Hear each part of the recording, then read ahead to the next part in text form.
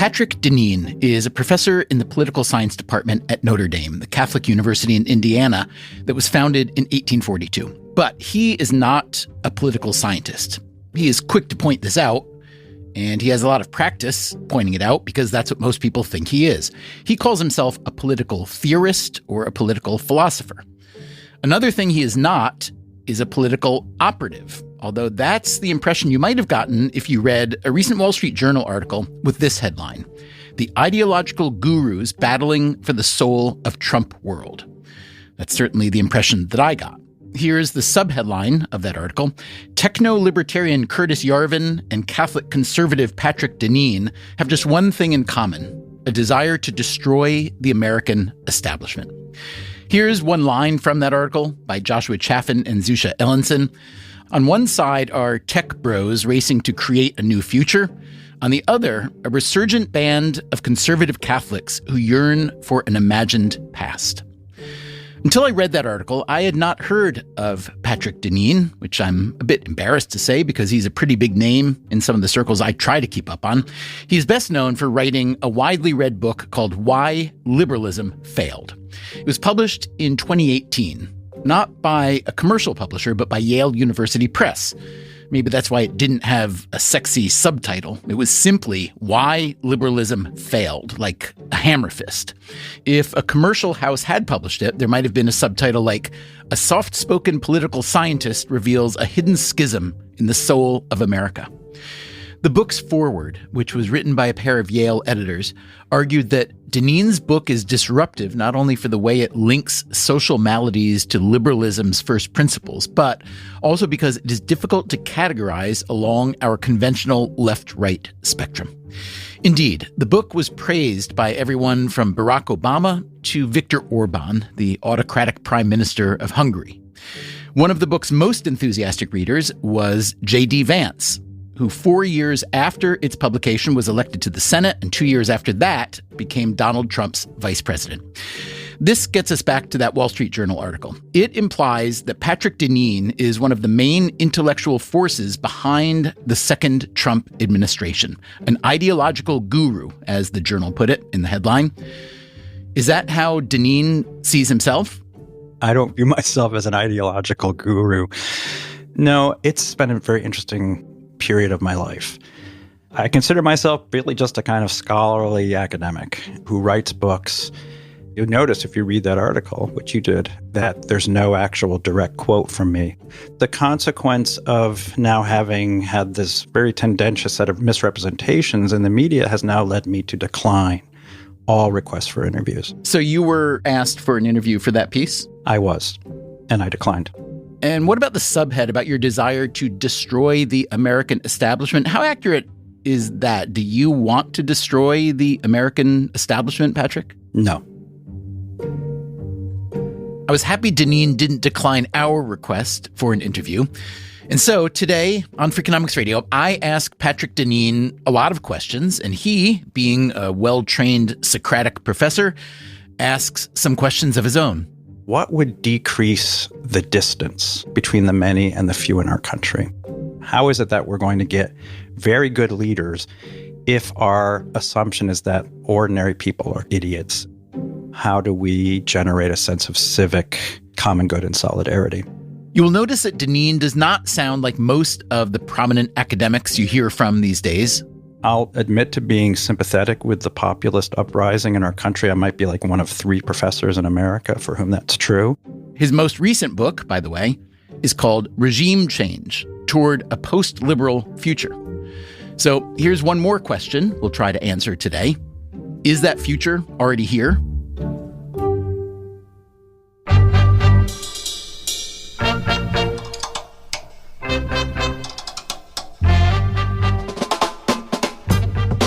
This is Freakonomics Radio, the podcast that explores the hidden side of everything, with your host, Stephen Dubner.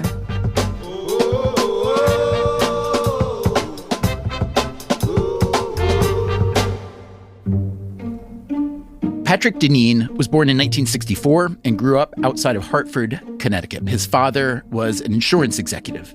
I was raised Catholic. And as a grandchild or great-grandchild of Irish and French Catholic immigrants, it deeply formed my worldview that, I'll use Aquinas' phrase, humans are by nature social and political animals. That aspect or feature of our humanity nevertheless needs cultivation. We have strong counter tendencies, and those counter tendencies are for self-aggrandizement, pride, individualism, the belief in our own autonomy. Although Deneen was raised Catholic, he didn't start reading deeply in Catholic philosophy until he was a college student at Rutgers. Yes, that's right. I would attribute it my first encounter with Alexis de Tocqueville, reading Democracy in America. He himself had a crisis of faith, but he was raised and educated as a Catholic. When I was a freshman, recognizing his praise of the small town model of democracy, township democracy, that he witnessed in New England, it spoke to me because I felt like he's talking about the town I grew up in, Windsor, Connecticut. I always wondered if Tocqueville would have felt the same had he settled down and lived here. Because, every time I go to a new place, I'm wowed by the things that they do differently that are better than we do at home. And then I think, well, what if I moved here for a year? Would I realize that nasty, brutish, and short all over again with a different accent? I think the things that he valued about America, he would still find of profound value. It shocked him to discover in America that when there was a problem, like there was a pothole or a bridge fell down, that Americans didn't necessarily wait for government to come out and solve it, that there was a spirit of entrepreneurial, like, we can do it. We will fix this. You've said that we need to get back to a time where more people do more things for themselves. Fixing their cars with their own hands is one example you use. I mean, no disrespect, Patrick, but I don't want to live in that world. I, for one, have no idea how to fix my car or, program a supercomputer or fly an airplane, any of those things. So I'm a big believer in the division of labor and in opportunity cost and in comparative advantage, these basic tenets of economic thinking. But I gather that you disagree with a lot of those tenets. Can you just talk for a moment about how you think that economic theory, going back to Adam Smith, let's say, has been either abused or its merits exaggerated, perhaps? I'm certainly not an opponent of the idea of division of labor, which I think is a basic aspect of our human reality. We're just born with different gifts and abilities. And I'm glad, for example, I'm not an auto mechanic by trade because I'd probably be pretty bad at it. But that part of the argument in the book was really more about how we have institutionalized a kind of ignorance pertaining to our everyday life. The ability to manipulate and understand basic phenomena of whatever it might be. I'm a gardener. I actually have great tomato plants coming in right now. Many more people in an earlier time would grow some of their food. They would maybe have some livestock or some chickens or something. My grandmother had a little farm in an area now that's been turned into developments. The ability to do basic things in your home, the ability to fix things. That doesn't exclude the fact that we also have abilities, maybe in our professional lives or our volunteer lives, that do draw on our special gifts, those talents that mysteriously seem to be distributed widely. I guess what I would argue, if I wanted to channel someone from the field of positive psychology for a minute, is why not both and instead of either or? I mean, the very fact that you and I are able to have this conversation right now, you in South Bend, Indiana in a studio, me in New York City in my studio, and it's extraordinarily efficient and productive and convenient. And I love that. On the other hand, all the value of doing things with your hands and knowing how things are made, I mean, those are also available to me. So I don't see it as an either or. When I read your work, I do feel that your embrace of the value of the real, let's call it, does have a nostalgic tint to it. It feels to me a bit like a retreat. So I'm curious to know you as a person, as a political thinker, as a husband and father and so on. Do you feel that you were born in the wrong time, perhaps?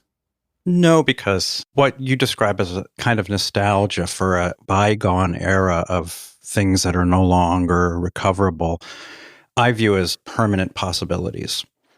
For me, that's the great advantage of my discipline, political philosophy, is we're reading the wide swath of the greatest texts, not as maybe an historian would, to see, what did Rousseau think in the 1700s that was the consequence of physical and contingent events that are never, ever to be repeated, and therefore we read it merely as a kind of historical record. Whereas when a political philosopher reads Rousseau, I'm reading possibilities. When I read Aristotle, I'm reading possibilities, live possibilities, with the understanding that there are specific historical contexts, but nevertheless that humanity is still more or less the same between 400 BC and today. We're driven by fundamentally similar desires. Our natures are fundamentally recognizable. Division of labor is a very old concept. We find examples of it in the Bible. We know Cain and Abel get into a pretty bad argument with a bad outcome, maybe based in some ways on different jobs that they have. But the division of labor has been understood since the most ancient of times. I'm a big fan of Plato's Republic, and Plato's Republic begins with a long discussion of division of labor and the role that it plays in the formation of human society. What Plato Socrates lays out in the beginning of that dialogue is that the division of labor can be understood as the source of contestation or separation or distance. Sounds a little Marxist. Well, Marx was, of course, very familiar with this tradition, as was Smith. We live in a world in which the latter understanding of division of labor predominates. We all get the advantages and benefits of everyone living in a kind of Smithian world in which we understand the division of labor as the thing that I do in which I don't necessarily have to know, care, understand what you do. And we rely on this invisible hand to make it all work. But I think that conception, while it has certain advantages, it has profound disadvantages. Fragmentation, ignorance of what other people do. We have all, in a sense, relieved ourselves of that obligation. And where do we see the evidence or the manifestation of how our work fits together? It's typically in a community.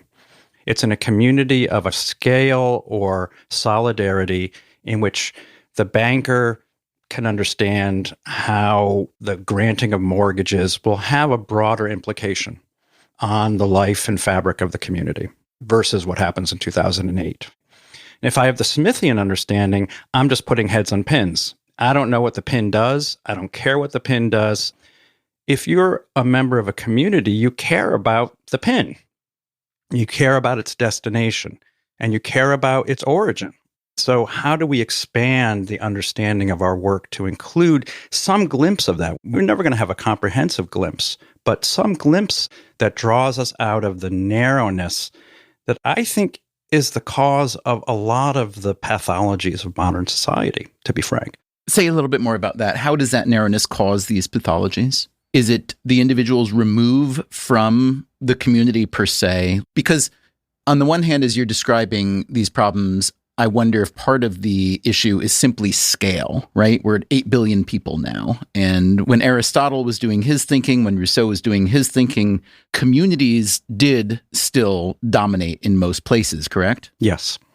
And in fact, Aristotle's quite clear that a polis, or a political community, that is larger than the expanse or ability of the human senses to comprehend that community is now too big.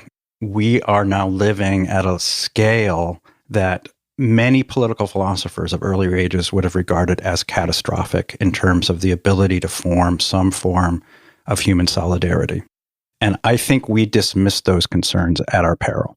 So how much do you think that scale itself is the core of the problem? And if it is the core of the problem, what are we supposed to do about it? I assume you don't want to say, oh, let's take the last 7 billion people who were born and get rid of them and get back to a manageable size. Yeah, I'm a Catholic, so no, that's not my preferred solution. So how can you amend the current scale-driven problem? The challenge and problem of scale has been recognized well before there were even a billion people on the planet. It's not a problem we're facing necessarily because of population. It's how we've organized ourselves, with the concept of division of labor being one of the problems. Politics and the nature of politics being another one. And here we could begin to touch on concepts, for example, of democracy. One of the innovations that's very self-consciously an innovation on the part of our founding fathers was that the problem of scale could be overcome by a new form of representation. In Federalist 10, maybe the most famous of the Federalist Papers, James Madison makes an extraordinary argument that is essentially a frontal effort to dismiss and defeat the arguments of the likes of Aristotle or even Montesquieu, for example, in which he argues that the way to solve the problem of faction in politics is not through what Aristotle and the classical tradition had believed, which is the cultivation of certain kinds of civic virtue and solidarity and common good. It was by actually expanding the orbit, enlarging the sphere, he says, increasing the scale and size of the political order, in our case, the nation of America, so that, among other things, we would have difficulty communicating with each other. We would not be able to concert and scheme together. And he said it would increase the level of mistrust among the citizenry toward each other. Now, that's an extraordinary argument because what it's essentially saying is that discord and mistrust and difficulty communicating will be the basis of what we now call democracy. Does that sound unfamiliar to listeners? In other words, we've achieved the ends, and yet many of us today are not terribly happy with that particular outcome. I don't have this citation handy, but there's something you wrote about how all political regimes throughout history have a sort of tension built into them, that democracy is a regime of the many and that oligarchy is a regime of the few. And within that statement is the assertion that neither system is sufficient. Can you describe the tension between those two? And what I really want to get to is which type of political regime you feel is most successful at promoting a common good? Well, that cite is from my most recent book, which is called Regime Change, not to be too uncontroversial. So I picked an anodyne title. Well, it's a little bit different if you write a book called Regime Change in America than if you write it in Iran or North Korea, just for the record. Right. Well, but it is a book written primarily for the need for regime change in America, but in a very specific way. We have in some ways created a regime that has led us to the point where many of our fellow citizens will say, we're too divided. We have no sense of what the common good is. There is no common good. There's only individual interest. And the marketplace of ideas and the marketplace of our economy will resolve all of those tensions simply by a kind of magic. I think we may have reached a point where we're recognizing the deficiencies of those assumptions. So what would be the way in which we could begin to redress what I think is the excesses or pathologies of the outcome of the modern liberal project? And here I proposed to revisit the classical example. What the great philosophers of the classical tradition pointed to is that every regime has this tension between the few who tend to be wealthy or have certain advantages, benefits, have certain status in the society, and the many who generally are not participants and aren't beneficiaries of those particular set of privileges. It tends to be money, but it's not necessarily only money. It can be education, it can be status, and so forth.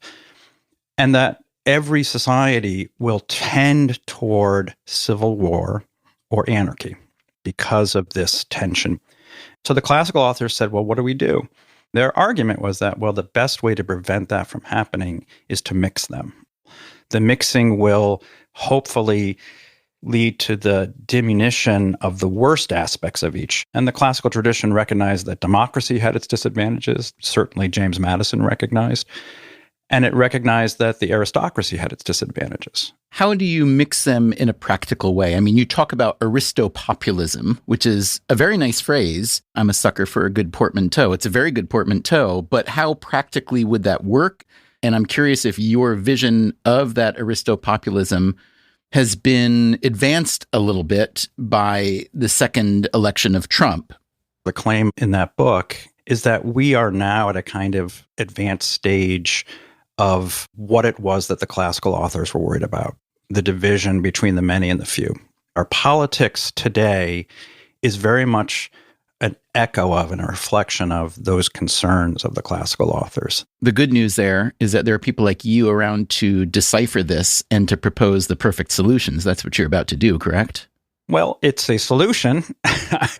Here's one reason why I'll decline the title of political scientist is I don't think there's a perfect solution, but I think there are better and worse solutions and solutions that are appropriate for particular times. My effort in that book was to say, look, we have this whole treasury, this great repository of this wisdom. If we have the view of progressives, we sort of think, okay, that's all antiquated. Why would we be interested in that? We're now modern scientists.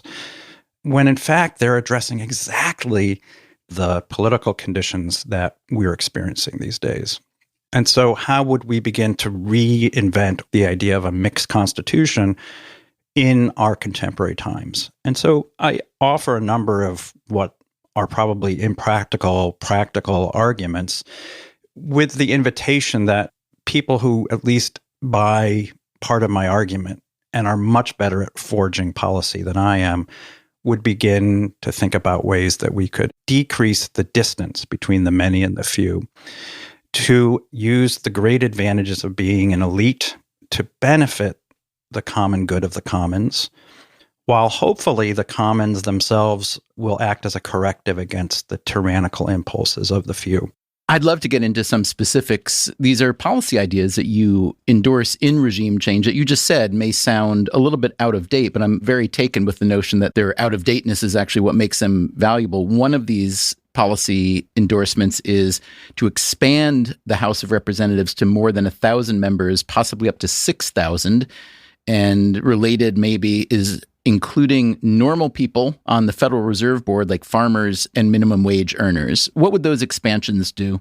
One of the great difficulties, going back to what Madison was arguing, he argued two things that would solve the problem of faction in this new republic. One of them was this new concept of representation that would reflect the ability, especially to represent the views of a vast number of people in a very large, sprawling nation, so that enlarging the sphere would make it difficult to form factions.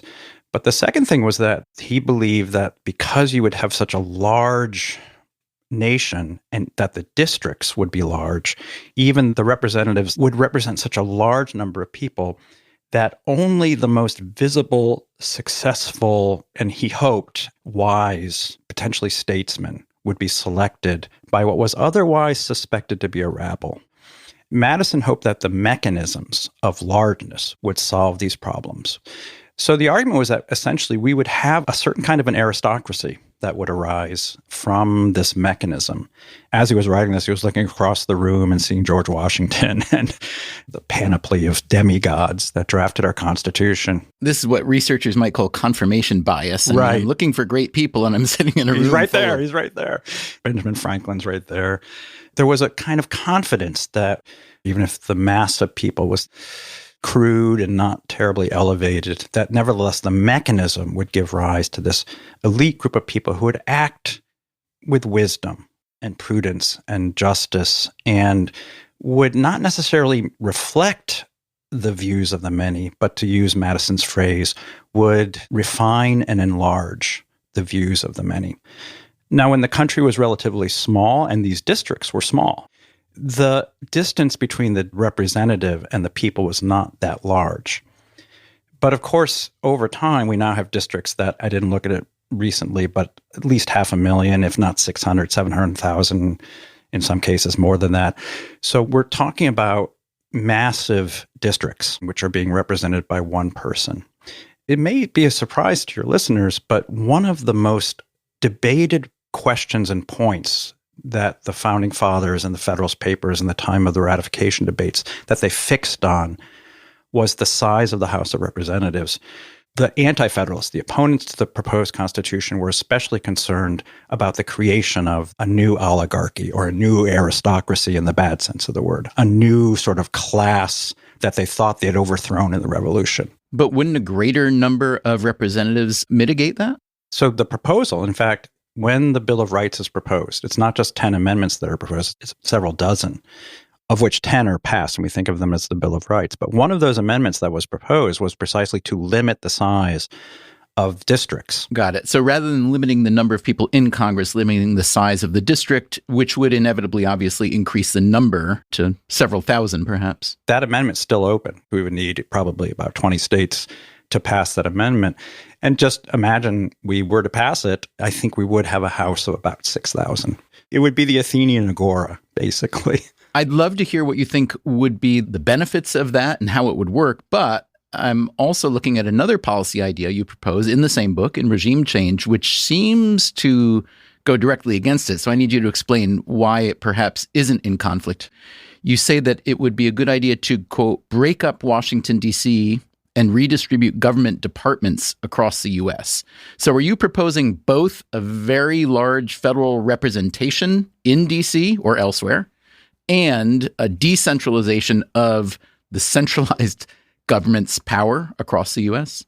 Increasing the House of Representatives is not a form of centralization. It's actually a kind of decentralization.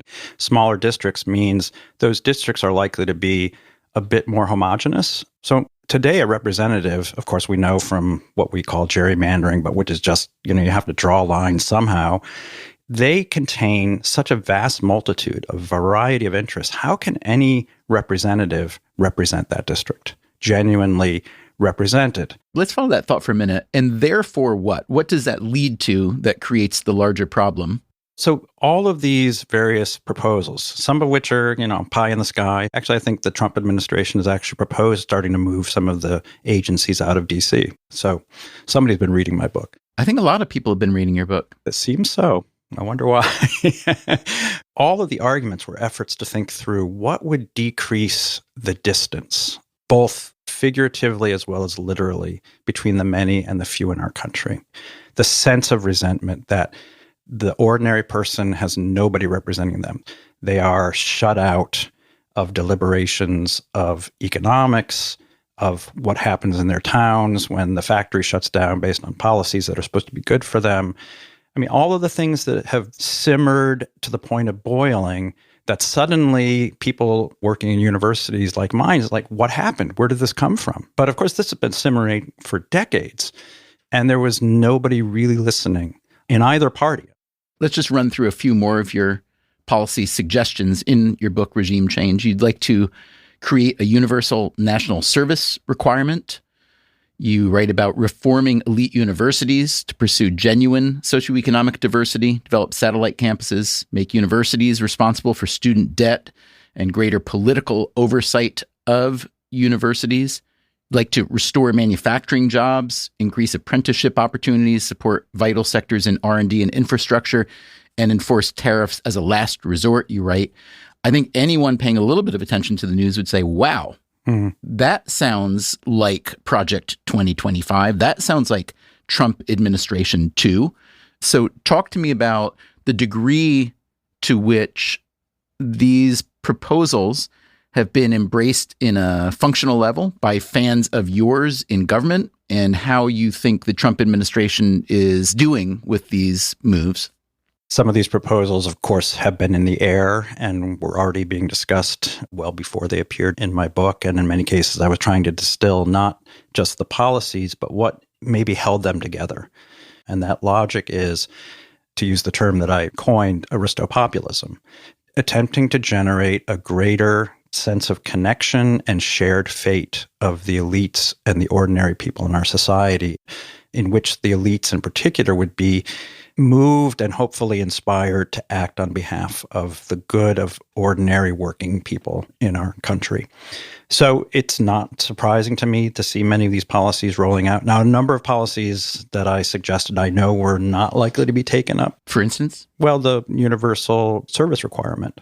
It's interesting, of course, because this used to be something that alternatively the left and the right would occasionally support. William F. Buckley, the great conservative founder of the National Review, argued for a national service requirement. He was excoriated by his fellow conservatives for proposing that. Charles Rangel, who recently passed away, the representative from the city of New York, he had proposed this as a possibility during the lead up to the war in Iraq. I think it was a somewhat cynical proposal, but it was based on something real, which is that If the children of the elites were likely to serve in the Iraq War, they would not have rushed to the conclusion that we should invade Iraq. Having some skin in that game would have changed how people would have viewed those. Didn't President Clinton propose some kind of national service? He did. And in fact, he created a kind of halfway station. The National and Community Service Trust Act, I remember it being called. That's right. And back in those days, I had a job in the Clinton administration as a speechwriter for the director of the United States Information Agency. I think Clinton's Democratic Party still had a lot of those concerns for how do we generate a sense of civic common good and solidarity. Were you a registered Democrat for a while? Most of my life. And are you a registered Republican now? In the state of Indiana, you can vote in either party. You have to declare it at the primary. So I tend to be a little strategic. I see and I recognize the deficiencies, the deep deficiencies of both parties as they're currently constituted. But at the moment, I think the Republican Party is the party that's more likely to be willing to act left economically and act right socially.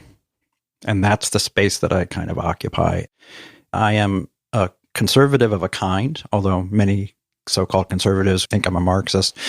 But I'm a conservative of a certain kind who is religious. And I'll admit to being sympathetic with the populist uprising in our country. I might be like one of 3 professors in America for whom that's true, which makes me very much a heretic in the Citadel. Even at Notre Dame? Oh, yeah. Yeah, because Notre Dame aspires to be an elite top-tier university. And so whatever Harvard does, we want to do, which I guess means being, prosecuted by the federal government now. Coming up after the break, I'm starting to get the sense that Patrick Deneen somewhat enjoys being a heretic in the Citadel. Also, if those passing references to Adam Smith got you hungry for more, check out the 3-part series we made on Smith a few years ago. It was called In Search of the Real Adam Smith, episodes 525, 526, and 527. You can find our entire archive on any podcast app, also at Freakonomics.com, where we publish transcripts and show notes. I'm Stephen Dubner. This is Freakonomics Radio. We'll be right back.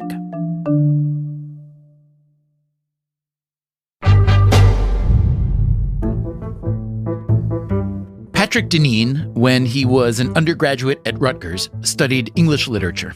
And he was a very good student. He graduated summa cum laude, and he was the student speaker at his own graduation. He started work on his PhD at the University of Chicago's Committee on Social Thought, but he returned to Rutgers to finish it. His thesis was called The Odyssey of Political Theory, which he turned into his first book. It examined how Homer's Odyssey spoke to issues like departure and return, and whether our contemporary culture wars are driven by reality or just what some people might call mood affiliation. His thesis advisor was Wilson Carey McWilliams, a well-regarded political scientist. Wilson Carey McWilliams was a great and ardent New Deal Democrat. He was a profound influence in my life.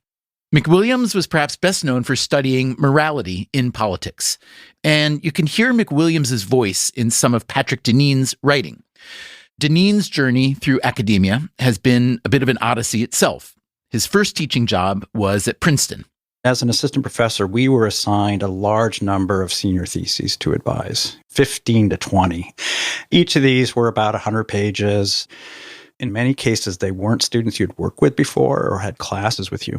That was the case with a Princeton undergraduate named Pete Hegseth, who today is the Secretary of Defense. So I didn't know him when he stepped into my office, other than the fact that I was a pretty ferocious Princeton basketball fan. I took our young sons to a lot of those games. It was a great team to watch because it was that old Pete Carrill, his system, the Princeton system, a great offense to watch. Really, really fun. This was a system that went back to Bill Bradley, wasn't it? Oh, yeah. And it was designed for a team that was maybe not as athletically talented as some of the other teams. No shade on Bill Bradley, but it worked because it really created a team that could overcome even other teams with great superstar college. I'm sensing a parable here. I'm sensing that you saw something in that Princeton basketball team that you like for society.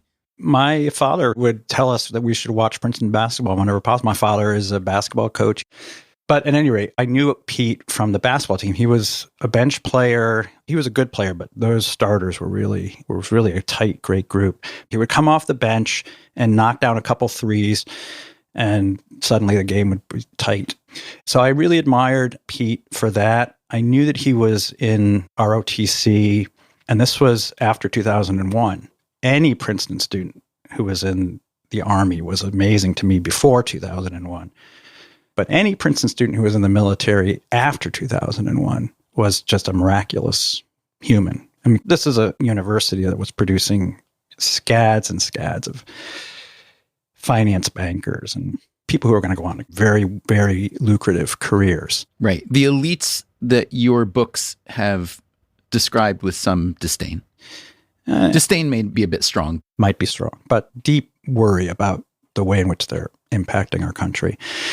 When Pete came in to speak with me, we would talk about what it was to be someone in the military at Princeton as a student who intended to serve on the ground. So I had a lot of respect for Pete as a student. I still have a lot of respect for Pete based on that experience. And then after he finishes the thesis, he goes out, serves. I kind of followed him a bit. He published things. And then the next time I see him pop up, he's on Fox News. And I was like, wow, there's Pete. Hegseth's thesis was called Modern Presidential Rhetoric and the Cold War Context. A recent investigation by the Daily Princetonian newspaper found, quote, 8 instances of uncredited material, sham paraphrasing, and verbatim copying in Hegseth's thesis. A Pentagon spokesperson said there was no plagiarism and that the accusations were political. Whatever the case, Patrick Deneen taught for several years at Princeton, but wasn't offered tenure, and he moved on to Georgetown, where he did get tenure. And at Georgetown, he founded the Tocqueville Forum on the Roots of American Democracy. After several years at Georgetown, he moved to Notre Dame in 2012. He felt that Notre Dame was, as he puts it, engaged in a more robustly Catholic form of higher education, and he wanted to raise his kids in a smaller town. His breakout book, Why Liberalism Failed, was published in 2018, 2 years into Donald Trump's first term. It was not a response to what was happening electorally. It wasn't uncognizant of what was happening electorally. But the content of that book... You finished writing the book, if I recall correctly, just before Trump was elected, correct? Yeah, it was around the time of the election. But that said, every chapter in that book had been in some way, shape, or form drafted in the previous decade, if not the previous 20 years. And so it wasn't a response to an immediate political situation. And of course, it got picked up because the title certainly, but also I think the content, it captured a moment. It was for especially an intellectual class that had been blindsided and didn't know what was happening. And then this professor writes this book that seems at some level to answer that question. The day that it appeared, it was a Tuesday in January of 2018. David Brooks devoted his column to a discussion of the book, followed by a number of different columns in the New York Times, Washington Post. It kind of just took off and became a very surprising bestseller, especially to me. But that book was really everything we've been talking about. Long readings of Tocqueville and the Federalist Papers and Aristotle and Rousseau and Montesquieu, and distilling them as they touch our contemporary lives today. And then, of course, I'm invited to countless interviews. And then the book gets translated, and that shocked me, into 25 languages now. The entire time, I'm sort of assuming, okay, this is all kind of scholarly and intellectual, but before I know it, it's getting picked up and discussed by various political figures. Among them, of course, most famously today, J.D. Vance, who was not yet a senator, but had read it, and he began reaching out to me to talk about some of its ideas, and I was thrilled to do so.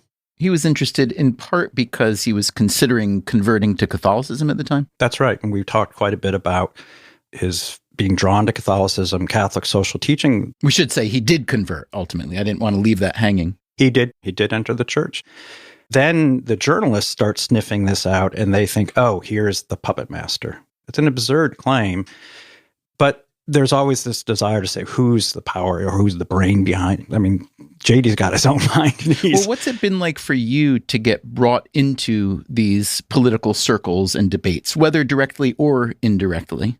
It's a thing of ambivalence and confusion for me, because I think of myself first and foremost as someone who's just trying to parse through ideas, think through the nature of politics and how does that reflect on our contemporary moment. And that's satisfying for you. That's satisfying enough. That's always been satisfying enough. On the other hand, I've always felt that part of my calling as a faculty member, as a scholar, is to, when asked, to try to offer as best I can an explanation for the views as I've been able to come to them, the conclusions I've been able to reach, to be engaged in conversations and debates. It's a different thing when that gets caught up into politics. Now it's related to power. What's the utility? There's one team versus the other. Right. On the one hand, it's gratifying to have the interest of political figures from around the world who want to talk about ideas. Viktor Orban, for instance. Yeah. I mean, why wouldn't one want to talk to a prime minister of a major European country about one's ideas? But it turns out that's tantamount to academic heresy. Say a little bit more about that. Have you been penalized within the community for becoming a political figure or a politically associated figure? There's absolutely no doubt. So what happens when you walk down a sidewalk on Notre Dame campus now? They all cross the street. No. I would say that any trajectory of my academic career has been more or less arrested in terms of academic status and accolades. What more are you looking for, though? You're a tenured professor, I assume, at Notre Dame. Of course, of course. Well, there comes a point in your life where you've maybe reached a certain level of understanding and you've developed an academic worldview and people want to hear from it. Then you begin to get invited to give lectures, maybe some of the big lectures at the big universities. It's the kind of thing where as you reach the end of your career, to make the circuit, and that is not forthcoming. It sounds as if you feel, well, disappointed for sure, but maybe a bit aggrieved that your work is being misread because of people who are reading it and putting it to political purpose. Is that right? It's an interesting consequence that, on the one hand, the person in charge of Notre Dame's communications office was absolutely thrilled that I'm being interviewed by you and will appear on Freakonomics.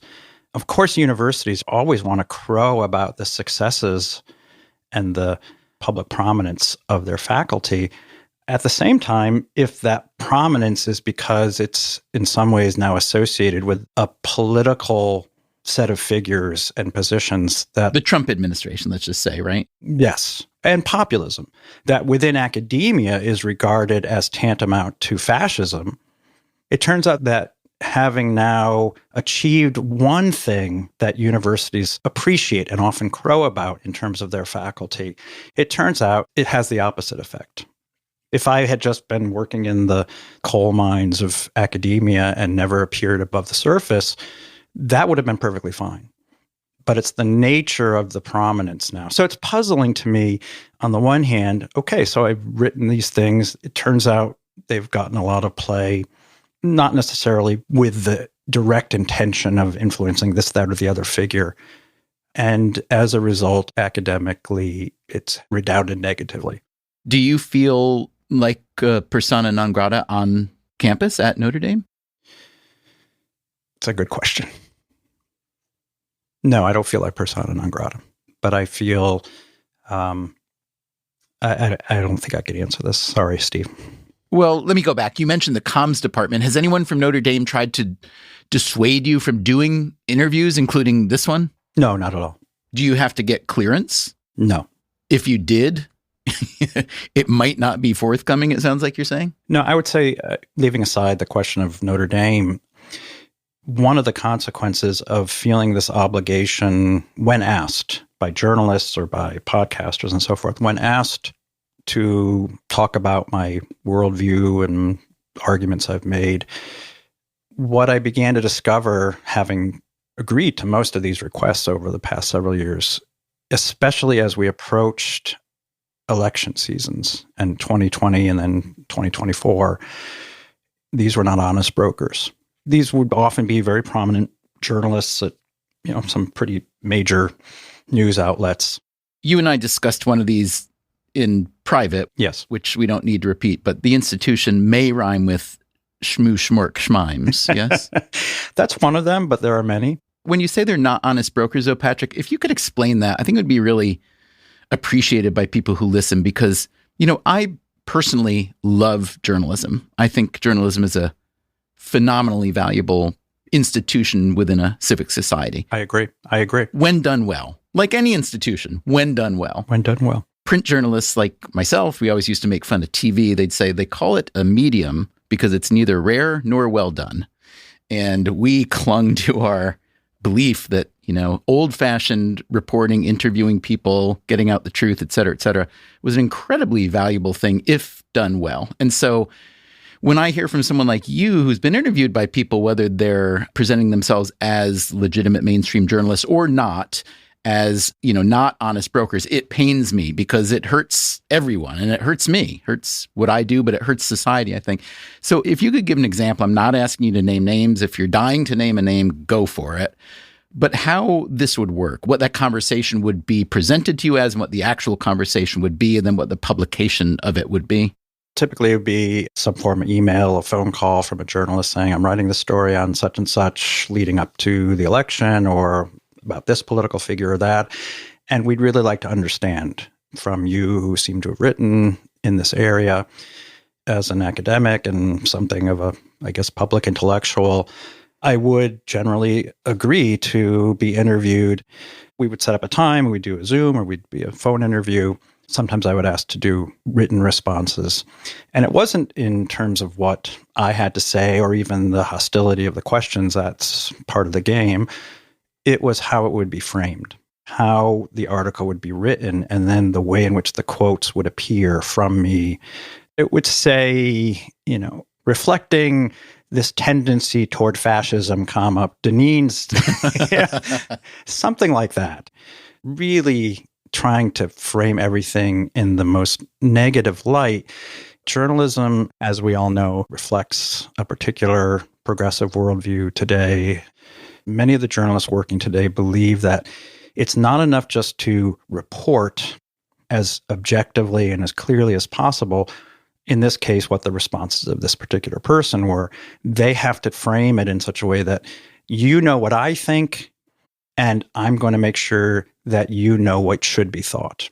Where do you think that instinct comes from? And I would just caveat that by saying that you're attributing that to the individual journalist, but I think often that's driven by the institution itself. Well, sure, they're being hired by these places.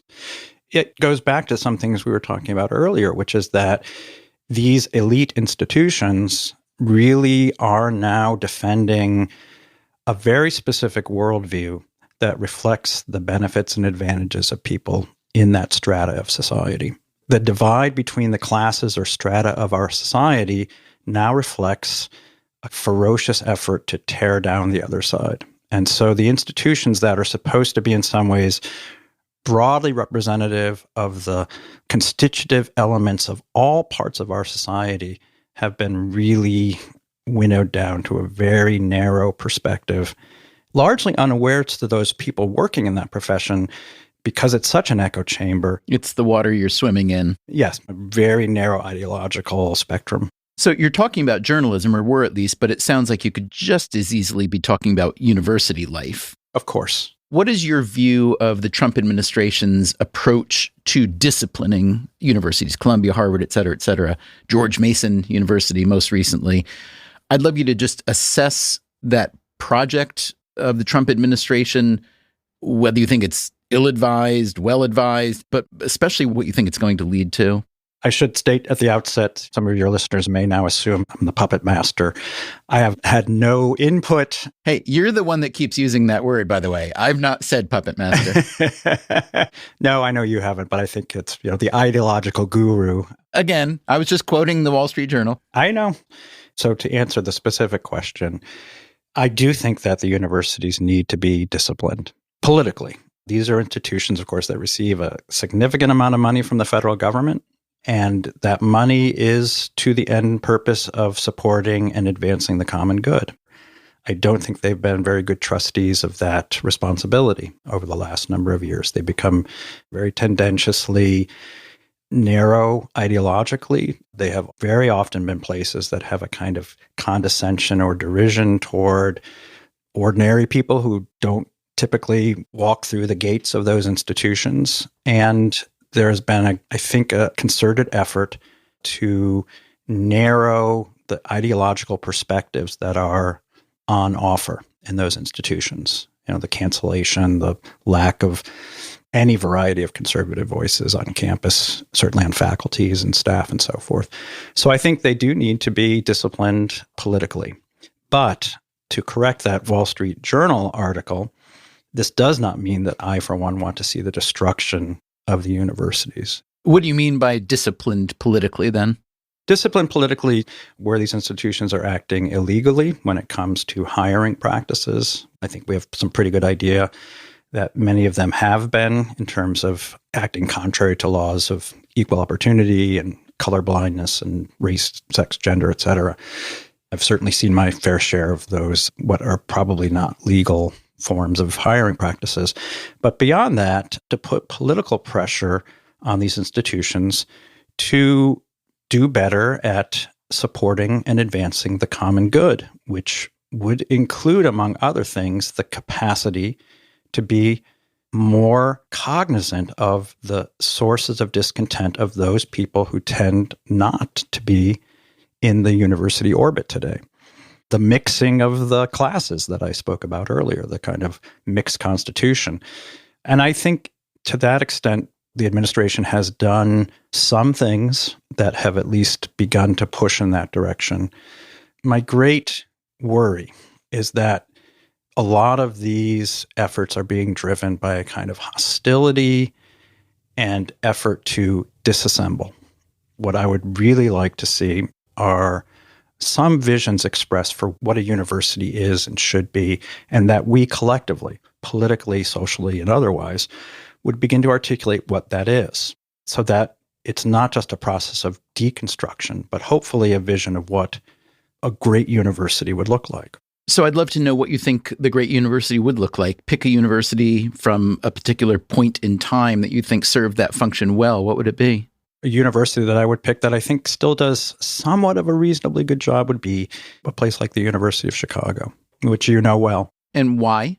Because I think it is a place where, in the effort and pursuit of seeking truth, any and all perspectives were explored. And it was understood that one needed to test one's assumptions constantly. Let's bring it back into politics now. So whether we call you a religious conservative per se, let's use that phrase for a community in the country right now.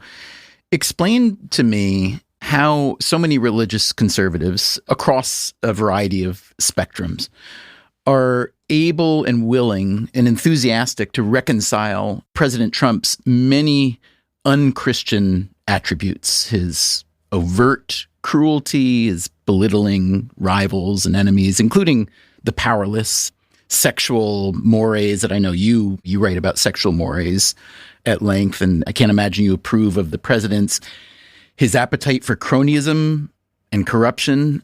Does one just put aside those attributes in a belief that the greater good is what's worth pursuing, or is there a more delicate calculus than I'm aware of? So I'll put on my political science hat here. I'm not going to speak of my own personal views on this, but I think the way to understand the religious right's relationship to Donald Trump is born of the experience of whether we think this is empirically true or not, and I'm sure many of your listeners will disagree with this assessment, but I think this is the felt sense among that community of constant and continual loss, of constant and continual political weakening of their position, regardless of whether they elected a Republican or whether a Democrat was elected to office. When the word rhino is invented, it's invented in part to express this Republican in name only, that the party that the religious right supported, of course, since Ronald Reagan, maybe Barry Goldwater, continued to fail to support and advance those positions that were most of importance to people on the religious right. This is especially, of course, in the social domain, family values and so forth, policies and court decisions and Supreme Court justices that ended up betraying what they thought they were getting. ended up leading, I think, people in this part of the political coalition to say, you know what, it's not enough just to vote nice people who wear ties and say nice words, and they're just Chamber of Commerce Republicans that always vote to send factories overseas. We want somebody who's going to fight. We're not looking for the nice guy anymore. We're not looking for the Paul Ryans. We're looking for somebody who is ready to take down this system. The problem isn't just individual politicians anymore, it's systemic. And so I think they basically said, we need somebody who's going to break things. And I think they were willing to overlook all of the personal peccadillos and everything you described, which I will state those are not aspects of President Trump that I'm especially fond of. But the idea that he would fight and he would take on the system, and he had no compunction about it. He wasn't afraid of the New York Times being critical of him. I think that explains the view of the religious right in that respect. Coming up after the break, Patrick Deneen on the fate of some other institutions under the second Trump administration. I'm Stephen Dubner. This is Freakonomics Radio. We'll be right back.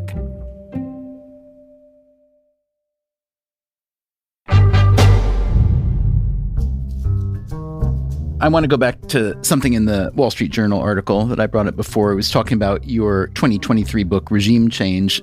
The Journal article calls it a preview of the Trump administration's intention to breathe fire on America's cultural institutions. When I read that, I thought about how the Trump administration has come after a variety of cultural institutions. There have been the universities, which we've talked about. There's the Kennedy Center that Trump has commandeered for himself, and the Smithsonian. There have been the media outlets that President Trump is routinely suing. I'm curious what you think of that type of activity, how well or poorly you think the administration is following, if not what you prescribed, what at least you described as shortcomings in those institutions. I guess I should preface that question by saying that there's no administration or there's no political order that hasn't sought to influence, broadly speaking, social and cultural institutions. Having said that, yes, it's quite clear that it's a much more visibly frontal assault on a number of these institutions. And I think that's why he was elected. The religious right wanted a fighter, and they wanted someone who would take on institutions that have become or seen themselves less acting as the tastemakers of our society, often contrary and hostile to a wide swath of our fellow citizens. I don't necessarily agree with every form it takes. Again, nobody's asking me. But I sympathize with the reason for it. And I think to the extent that we are beginning to see, simply by the force of a kind of political pressure, shifts in how, for example, we've been seeing changes in the Washington Post newsroom, some of which might be Jeff Bezos, but I think some of which might be political pressure. I'm not saying it should become a different monoculture, but what I want to underscore is that the capacity to be more broadly in touch with the American population, I think, would be a beneficial and desirable outcome of this. Whether that's the case, it's a kind of crude mechanism, but I'm sympathetic with the reasons behind it. When I hear you talk about the reasons that Donald Trump was elected twice now and what people want from him, I do think about Thomas Carlyle, the Scottish philosopher, most famous to me at least for his great man theory of history, which I'm happy to summarize, but you could probably summarize it better than I can. I'm curious to know whether you think Carlyle would have identified Trump as one of his rare great men. It seems to me the great man theory is not necessarily that the great man is necessarily a good man or the outcomes are all good, but a great man is someone who fundamentally shifts the trajectory of history. I suspect in 20 years or 50 years that people will be looking back, historians and political commentators and so forth, will look back and say that was one of the more important figures in American history. The non-consecutive terms, what happened leading up to and then during those terms. And of course, we had things like COVID intervening and a massive number of social dislocations, the George Floyd summer, and then now this much more vigorous exercise of political authority during the second term. I'm a political theorist, not a political scientist, so I don't know what things will look like in some number of years. But I would suspect, if nothing else, we will see a fairly long-term shift in the political alliance and broadly the realignment of American politics. It might have happened without Trump, but it's hard to imagine it would have happened in the way and with the rapidity with which it happened. You just mentioned that predicting the future is hard, with which I would very much agree. But I've been reading a lot of you over the past few weeks, and I've seen some predictions of yours. You wrote a piece about peak oil in which you acknowledged that that was a legitimate prediction. It just turned out to be mostly wrong. But then more recently, here's something you wrote. This was in April of this year. You wrote that the MAGA Doge coalition will hold, that it will, quote, persist in relative comity at least until the start of the next campaign cycle, meaning the 2026 midterms. How are you feeling about that prediction at the moment? I actually think both predictions are pretty on mark. Oh, you're sticking to them. Well, the peak oil was not that we're running out of oil. It's that the easy oil has been gotten, that we are now living in a society where energy is more difficult. Obviously, technology has made it easier to get to certain other kinds of oil. But one of the things that certainly is true is that it makes us more susceptible, by us, I'll say the United States and broadly the West, more susceptible and subject to very inhospitable regimes where we have to turn to fill in what we no longer can produce ourselves. When we think about the massive U.S. involvement in the Middle East that remains a constant, ongoing source of political difficulty in our country, down to what's happening in our campuses. I would say that's evidence of, maybe the word peak oil is something we don't want to use, but of hard oil, difficult oil. So I'll stick with some aspects of that. But the MAGA Doge, again, people can mock me if they want for saying this. What hasn't lasted is the odd relationship between Trump and Musk. In fact, between friends, I said, those guys aren't going to get along that long. They're two massive egos. That's not going to last. What has lasted is the desire to combine two things that don't go easily together. And that's really what that article was about.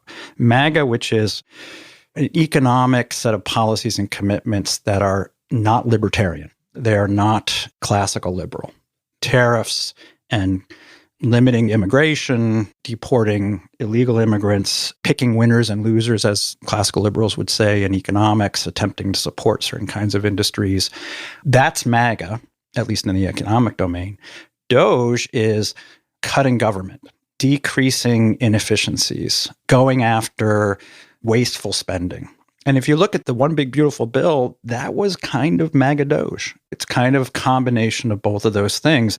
While you still have the MAGA economic policies rolling out, you also still have the desire to reduce regulation and reduce taxation. So these two things are combined. And I say this because what does the Republican coalition look like after Trump? It's going to be probably in the person of J.D. Vance. And that article was really saying J.D. is that effort to keep those two things together. So I'll stick with that as well.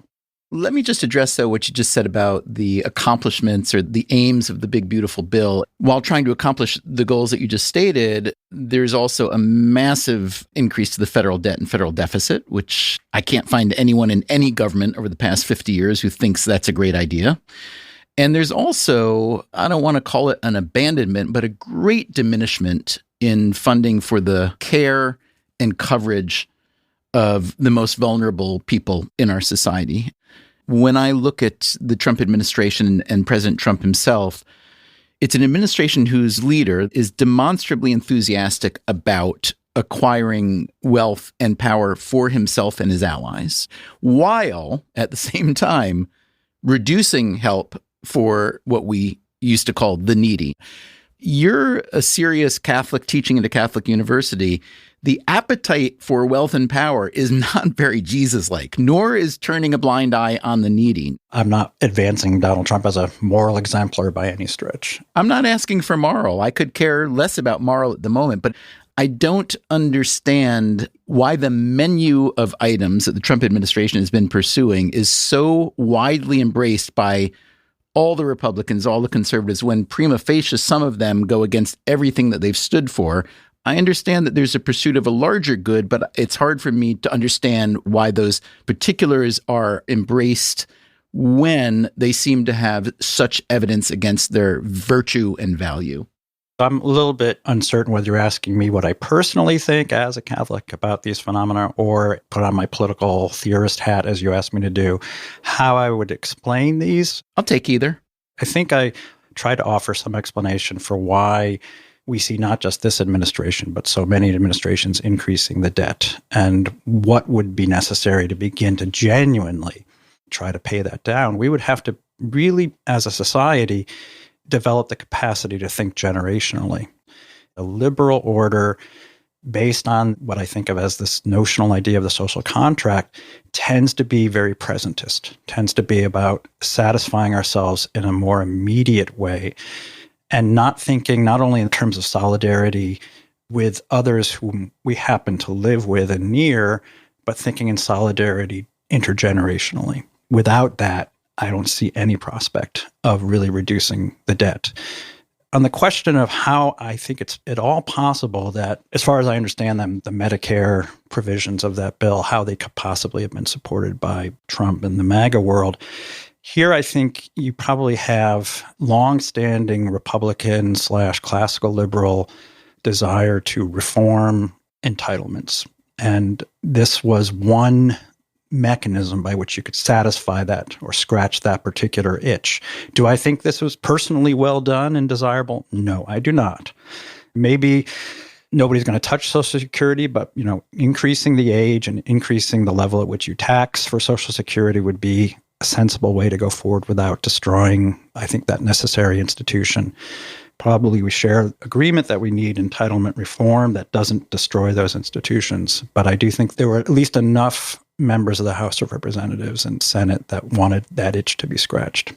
Going back to some of your policy endorsements in your book, Regime Change, one of them was to enforce public morality, ban porn, and denounce transgressive media. What does that mean? Am I transgressive media? Who defines that?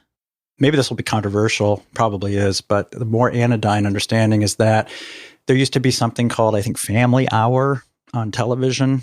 It wasn't banning transgression per se, but it was recognizing that there are certain hours of the day when, in the interest of paying deference, especially to families maybe of more traditional worldview, one's job as the members of the media was not to promote transgressive worldview to young children. That was specifically the kind of thing I was thinking about. The willingness to, in this case, publicly funded at some level, or people who are using public airwaves to say, you have a responsibility to understand that you play an educative role in our society. You influence the worldview of people. And in deference to those who don't want to expose their children to these transgressive ideas, as a public matter, a matter of public commitment, this is something we as a society should prioritize. Now, does that solve it? Does that solve the problem that kids can get on the internet and there's a lot worse stuff on there than you can see on? Yeah, no, it doesn't solve that. Yeah, this is a genie out of the bottle problem. And let me just ask you to cast your mind back to maybe it's 1,500 years or 2,200 years. I know your mind can go back there. We didn't even get to talk about really your favorite dark horse political philosopher. That's John Bautista Vico. Is that his name? Vico, that's right. Yeah. Sorry, we're running out of time. We didn't get to Vico. That's okay. I am curious how previous thinkers have dealt with the genie out of the bottle problem that you're describing right now. Every society advances a set of views. I think we tend to operate in the view that, well, we ideally operate in a neutral system, right? This is the liberal conceit, a neutral system that doesn't put a finger on the scale in any particular direction. But the finger on the scale is there, and the finger on the scale is on one that I could say broadly seeks to dissolve, take down, whether by intent or simply force of societal norms, to disassemble the guardrails that most societies understand as necessary to form and shape a responsible human life. that argument, the suggestion that, okay, let's, as a matter of public record, say, here's something that we value. We value a public educative aspect of our society. We value advancing views of human flourishing that include the idea of sound families, that include the idea that marriage is a positive good, which social studies will tell you this is the case. Getting married, staying married, having children. That commitment to local communities is a positive good, as opposed to simply being a part of this more deracinated, globalized economic system. And that suggestion, that argument was, it would be a beneficial and desirable aspect of shifting from this substantive libertarian worldview to one in which we supported a certain set of positive, visible goods. Does it solve the problems? Of course not. But I do think those public stances very often, in very subtle ways, help to shape how we perceive the world. When my kids were young and they would encounter something in school that was overboard in terms of, all the things that you get in an enlightened New York City school, I came up with a phrase. I'm sure many people have said some version of it before, but I said to them, I think that almost every correction is an overcorrection. The problem is when the correction is made and it is an overcorrection, the opponents will try to invalidate the reason for the correction in the first place, which is legitimate. This is one of my major concerns about aspects of the current Trump approach to correcting many of the elite institutions, where those institutions now stand is a kind of overcorrection coming out of the late 60s and a whole host of desires to kind of overturn an older, maybe more traditional way of life. And the Trump moment has, there's a real danger that it could also be an overcorrection. I'm not the ideological guru necessarily, but to the extent that I do have some ears in that world, it's to call for and to underscore that there needs to be articulated a positive vision. What is good journalism? What is a good university? What is a flourishing social and political order? There's a real danger that the desire to correct the correction ends up simply being one that disassembles and destroys. I'm the last person you would encounter that wants to see, for example, the university simply dismantled. It needs correction, and I'm sad to say that it had ample opportunity to self-correct and didn't take it. In more hopeful moments, I'm beginning to see some evidence that that's happening. Under the threat of political pressure, there's a kind of awareness that, we really do need to correct what we've done. That's the hopeful mornings. And then the more fearful mornings are the ones where I think, it's all going to go wrong. In the few weeks since I had this conversation with Patrick Deneen, I have found myself thinking hard about it. I suspect you will too. There are a lot of interesting ways to interpret Deneen because A, he's an interesting thinker himself, and B, he has got a particularly fluid way of connecting thinkers from antiquity to the here and now. But the conversation also left me with more questions. When you want to shift a social or political system back toward its traditional roots, who gets to decide which elements of progress have been hurtful and which have been helpful? Which parts of the correction are overcorrection and which are sensible, and for whom? Many millions of people around the world have purposely moved away from traditions that they felt held them back or punished them. Do Aristotle and Vico and Patrick Deneen speak for them, defend and protect them? It's not clear, at least not to me. Another way to interpret Deneen after this conversation is as a sign to the Democratic Party. Here's what I mean by that. When you lose the allegiance of a thinker like Deneen, you've really lost something. He was a Democratic lifer. He got his PhD under an ardent New Deal Democrat, as he put it, and he spent time in the Clinton administration. So if you, dear listener, are a Democrat, you may find yourself wishing he had stayed in your camp because he could be really useful right about now. And if you are a Republican, you may find yourself hoping that Deneen will be the ideological guru that the Wall Street Journal was describing, because a Republican Party under the influence of someone like Patrick Deneen would certainly be a more deliberative and conventional party than the one it's become. Let us know what you think, whatever side of whichever aisle you happen to live on. Our email is radio@freakonomics.com. My thanks to Patrick Deneen for the conversation. Thanks also to Cass Sunstein, Eugene McCarraher, Mark Dunkelman, Robert Putnam, and the editors of Commonweal magazine for research help. Coming up next time on the show, whenever air traffic controllers are making headlines, that is probably not a good thing. The system will not last forever. Every day that goes by, we're getting one day closer to when the thing will break.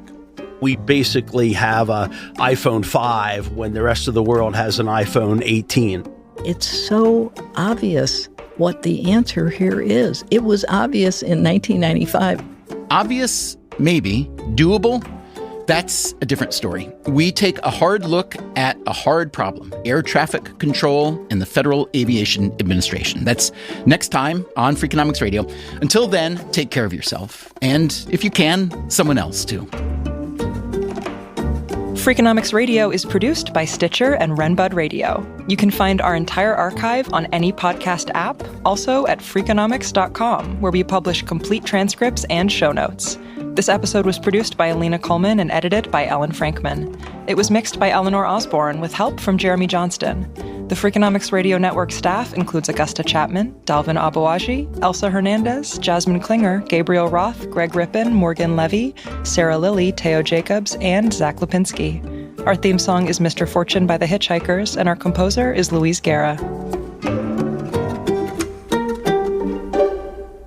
He actually played with Kareem Abdul-Jabbar or Lou Alcindor in high school in New York City. Power Memorial. Power Memorial. Excellent. My father's going to be thrilled. He wants to listen to this, and I hope you keep that part in because he's very proud of his power roots.